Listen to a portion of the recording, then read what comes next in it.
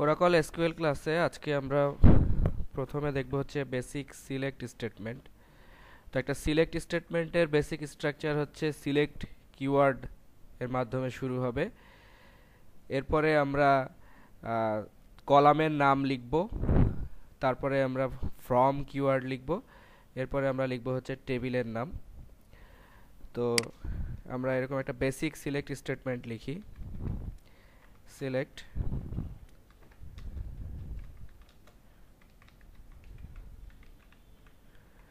Departments.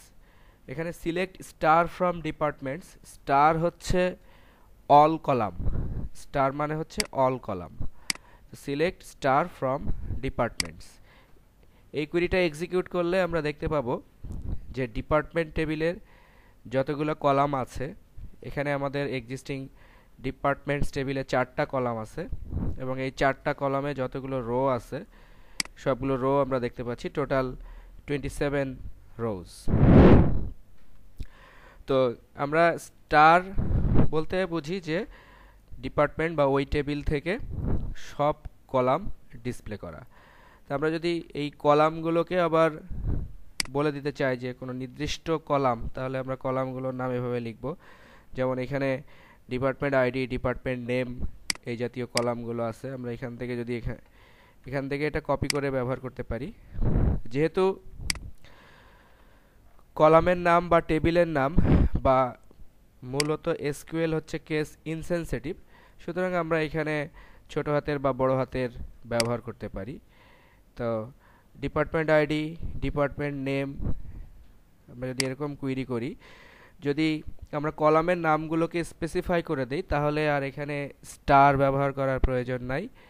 আর মনে রাখতে হবে যে সবার শেষে যেই কলামটা থাকবে সেই কলামের পরে আর কোনো কমা ব্যবহার করার প্রয়োজন নেই। কমা হচ্ছে কলাম এর নামের সেপারেটর হিসেবে ব্যবহার করা হয়। তো আমরা এখন দেখতে পাচ্ছি যে কেবলমাত্র ডিপার্টমেন্টস টেবিল থেকে 2টা কলামের ভ্যালুগুলো ডিসপ্লে করছে, কিন্তু আলটিমেটলি এটা ওই 27টা রোকেই ডিসপ্লে করছে। তার মানে এইখানে আমরা আসলে কোনো রোকে রেস্ট্রিক্ট করছি না, ঠিক আছে? তো রোকে রেস্ট্রিক্ট না করলে যদি একটা টেবিলে সবগুলো রোই ডিসপ্লে হয়, কলামের সংখ্যা যে কোনো সংখ্যক কলাম হতে পারে, তাহলে এই ধরনের কুইরিকে বলা হচ্ছে প্রজেকশন কুইরি। এমনিতে একটা এসকিউএল যে সিলেক্ট স্টেটমেন্ট আছে, এই এসকিউএল স্টেটমেন্টগুলো কেস সেন্সিটিভ না, অর্থাৎ আমরা এখানে বড় হাতের ছোট হাতের ব্যবহার করতে পারি। ইভেন এখানে যে কিওয়ার্ডগুলো ব্যবহার করা হয় সিলেক্ট, ফ্রম, এগুলোও কেস সেন্সিটিভ না, ঠিক আছে? আমরা একটা বেসিক সিলেক্ট স্টেটমেন্টকে বা যে কোনো একটা স্টেটমেন্টকে আমরা এরকম মাল্টিপল লাইনে লিখতে পারি রিডেবল করার জন্য, অর্থাৎ পড়তে সুবিধা হয় এইভাবে ব্যবহার করতে পারি। বা আমরা ইনডেন্টেশনও ব্যবহার করতে পারি, অর্থাৎ এখানে আমরা যদি এটাকে স্পেস দিয়ে মাঝখানে সরাই, তো এগুলো মাঝখানে যে হোয়াইট স্পেস, এগুলোর আসলে কোনো ভ্যালু নাই, এগুলো জাস্ট হচ্ছে আমরা পড়তে সুবিধার জন্য এরকম ইনডেন্টেশন থাকতে পারে, বা আমরা মাল্টিপল লাইন ব্যবহার করতে পারি। তবে খেয়াল রাখতে হবে যেন নির্দিষ্ট যে কিওয়ার্ডগুলো আছে, এই কিওয়ার্ডগুলোকে আমরা ছোট করে বা অ্যাব্রিভিয়েট করে লিখতে পারবো না, অথবা কিওয়ার্ডগুলোকে আমরা মাল্টি লাইনে ব্যবহার করতে পারবো না। অর্থাৎ আমরা যদি সিলেক্ট বানানের ACL আর ECT এরকম যদি 2 লাইনে ব্যবহার করি তাহলে সেটা হবে না, ঠিক আছে? অর্থাৎ কিওয়ার্ডগুলো এটা একটা সিঙ্গেল লাইনে থাকতে হবে। তবে আমরা এরকম কলামের আলাদা আলাদা কলামের নাম, যেমন আমি যদি ডিপার্টমেন্ট আইডিকে নিচে রাখি তাহলেও কোনো সমস্যা নাই, ডিপার্টমেন্ট আইডি, ডিপার্টমেন্ট নেম এটা যদি নিচে থাকে, দ্যাট মিনস আমরা এরকম মাল্টি লাইন ব্যবহার করতে পারি। আইএসকিউএল প্লাস এনভায়রনমেন্টের মধ্যে বাই ডিফল্টভাবে কলামের হেডিংগুলো অল ক্যাপসে দেখায়, সুতরাং এটা আসলে ডাজন্ট ম্যাটার যে এটা আসলে অল ক্যাপসে দেখালো নাকি স্মল লেটারে দেখালো, এটা জাস্ট হচ্ছে ডিসপ্লে করার জন্য। আমরা আসলে যখন আমাদের অ্যাপ্লিকেশন থেকে এগুলোকে অ্যাক্সেস করব তখন এগুলো নিয়ে আমাদের হেডেক করতে হবে না যে আসলে এটা কি অল ক্যাপসে দেখাবো নাকি স্মল লেটারে দেখাবো। তো এটা বাই ডিফল্ট হবে ক্যাপিটাল লেটারে হেডিংগুলো ডিসপ্লে করে। এখন আমরা দেখব যে এসকিউএল এর মধ্যে আমরা অ্যারিথমেটিক এক্সপ্রেশন ব্যবহার করতে পারি, অর্থাৎ যোগ বিয়োগ গুণ ভাগ এগুলো ব্যবহার করতে পারি। তো এখন আমরা একটা কুইরি লিখব, সিলেক্ট কুইরি, যে কুইরিটার মাধ্যমে আমরা দেখব যে কিভাবে অ্যারিথমেটিক এক্সপ্রেশন কুইরিতে ব্যবহার করা হয়।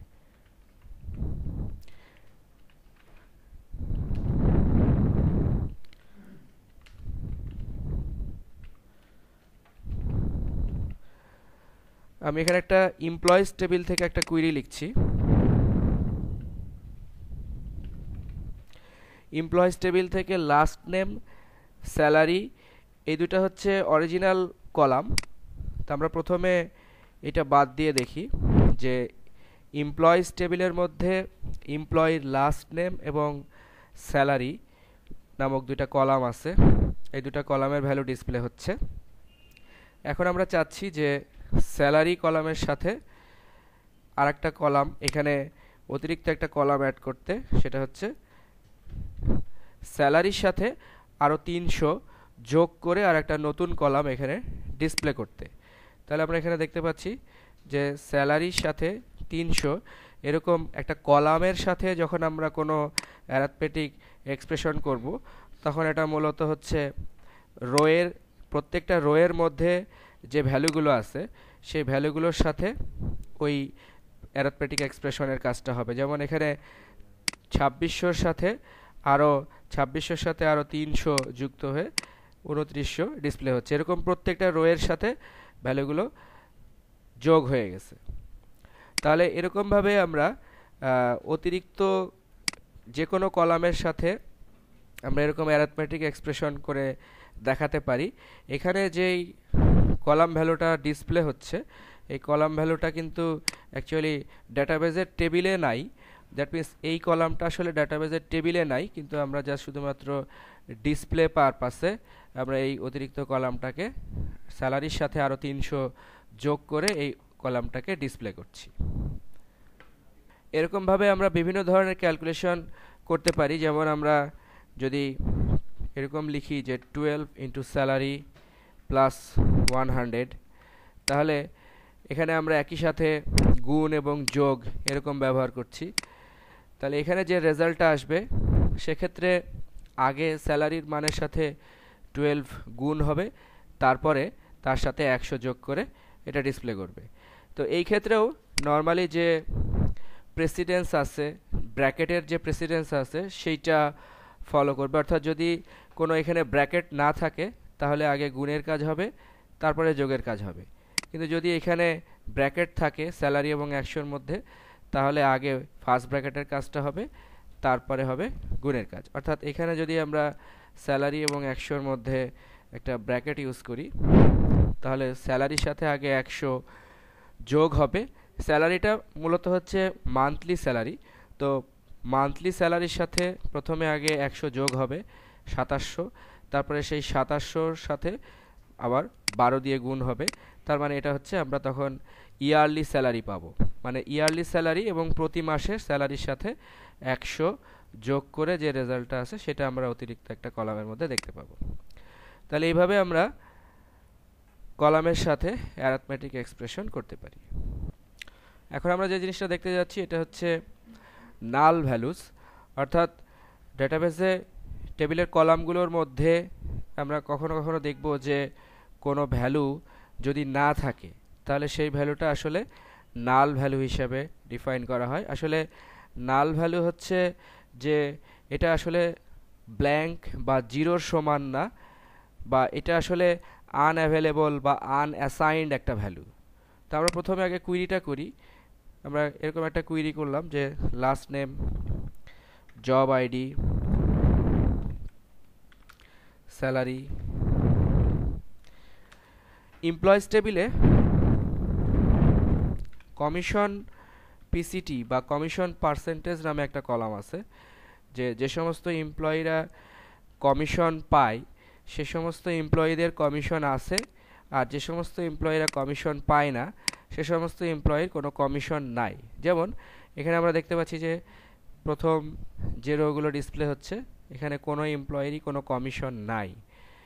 এভাবে আমরা শেষ পর্যন্ত গেলে দেখতে পাবো যে কিছু কিছু এমপ্লয়ি আছে যারা একটা নির্দিষ্ট পার্সেন্টেজ আকারে কমিশন নেয়, কিন্তু অন্যান্য এমপ্লয়ীদের কোনো কমিশন নাই। এই যে কমিশন নাই যে সমস্ত এমপ্লয়, সে সমস্ত এমপ্লয়ের যে ভ্যালুগুলো, সেই ভ্যালুগুলোই হচ্ছে আসলে নাল ভ্যালু। এবং এই নাল ভ্যালুটা বাই ডিফল্টভাবে এসকিউএল প্লাসে এরকম একটা ব্ল্যাঙ্ক দেখাচ্ছে, কিন্তু যদিও এটা আসলে নাল মানে ব্ল্যাঙ্ক না, অর্থাৎ নাল is not equal to blank or null is not equal to zero. ঠিক আছে, নাল হচ্ছে এমন একটা ভ্যালু যে ভ্যালুটা আনঅ্যাভেলেবল বা অ্যাসাইন্ড করা হয় নাই, আননোন অর ইনঅ্যাপ্লিকেবল, এরকম একটা ভ্যালু হচ্ছে নাল। অর্থাৎ এখানে আমরা যেটা আসলে ব্ল্যাঙ্ক দেখতে পাচ্ছি, সেই ভ্যালুটাই হচ্ছে এই সমস্ত এমপ্লয়ীদের জন্য কমিশন পার্সেন্টেজ নাল।